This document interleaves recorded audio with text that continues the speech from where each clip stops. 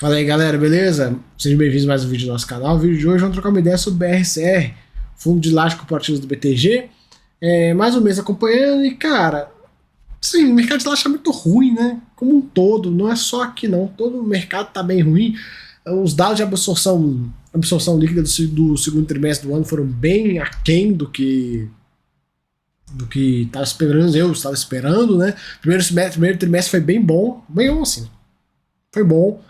E aí, falou, pô, se o segundo repetir o primeiro, fica legal. Aí o segundo trimestre foi bem meia boca, aumentou a vacância e tal. Então, assim, a gente tem que ficar acompanhando com um certo carinho. O patrimonial desse fundo é 100, a cota tá 61, tal. Senhoras e senhores, pô, baita desconto e tudo, mas esse fundo tem aí uma alavancagem grande. Tem algumas coisas dele também que, na minha visão, não são muito certas. Tipo, por exemplo, pô, por que esse fundo, a DRE dele aparece e some? Aparece e some. Não é aquela coisa, todo mês tem a DRE bonitinha. Por exemplo, você pegar um relatório de uns 2, 3 meses para trás, não tinha DRE. E agora ela reapareceu. Então, assim, é umas coisas que não dá muito pra... Eu, pelo menos, não gosto de colocar dinheiro em fundo que eu vejo que tem alguma coisa estranha e tal, assim, eu prefiro evitar.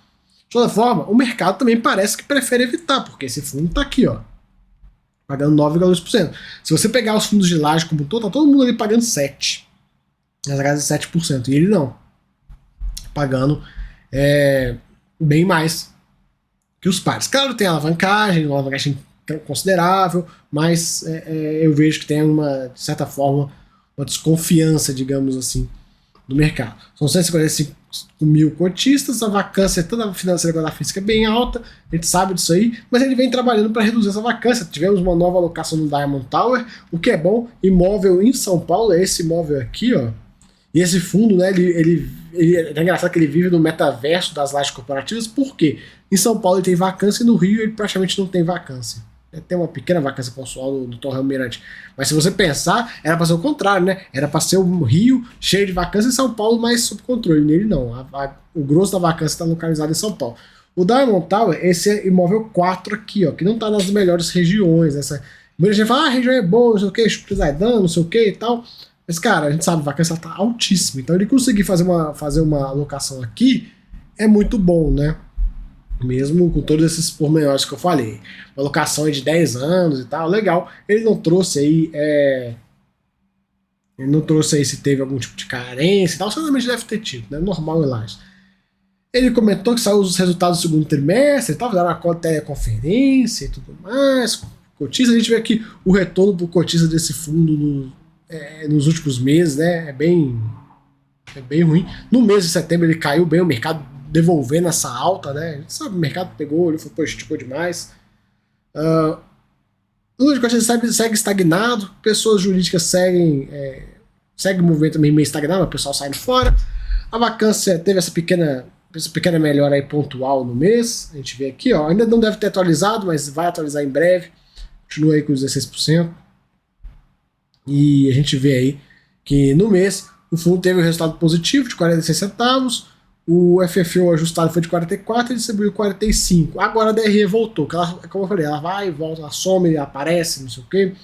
E a gente consegue ver aqui, né, o lucro líquido no período de julho, 12,274, e ele pagou 11,987. Então, pelo que eu consigo entender, fez uma pequena reserva. Como eu falei com vocês, é bem difícil entender essa DRE desse fundo, não fica tudo muito claro.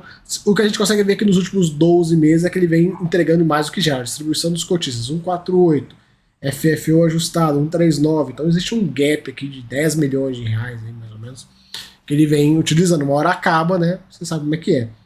Aqui o balanço patrimonial, o fundo tem uma alavancagem bem grande, né? Estamos falando de 28% de alavancagem no fundo de lajes e tal. Um fundo, ele até tem algumas disponibilidades aqui, né? A gente vê aqui, ó. Tem CRI, tem cota de fundo imobiliário, tem renda fixa, ativos diversos. Então, se a gente pegar aqui, ele tem uma disponibilidade.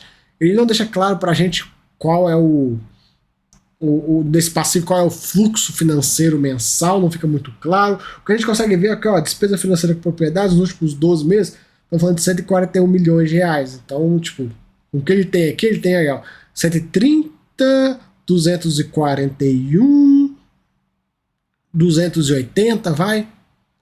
e mais esse ativo diverso aqui vai dar aí uns 370 milhões de reais, mais ou menos. Se ele gastou nos últimos 12 meses 141 milhões para pagar a dívida, então tem algo em torno de 2 anos aí, mais ou menos. Como eu falei, não fica claro e tal, e é difícil, galera, porque você vai investir no fundo uma alavancagem desse tamanho, uma alavancagem gigante, sem ter as informações bonitinhas do passivo, tudo certinho, não tem jeito, cara. A conta não fecha, porra. A conta não fecha. A conta ela precisa fechar, a gente precisa de informações para conseguir investir num produto. E aí quando faltam informações, fica meio complicado. Aqui os ativos todos do portfólio, a gente vê cada um deles, tudo. E, enfim, além disso, pouca coisa mudando no mês.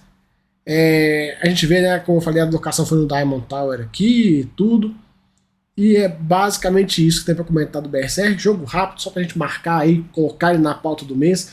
E atualizando, né? Você sabe, esse fundo aí, ele tem vários esses apontamentos, né, de falta de transparência e tal, que acaba que fica difícil, né? Eu, pelo menos, eu não consigo investir num produto que não tem um nível de transparência boa. Mas é isso aí.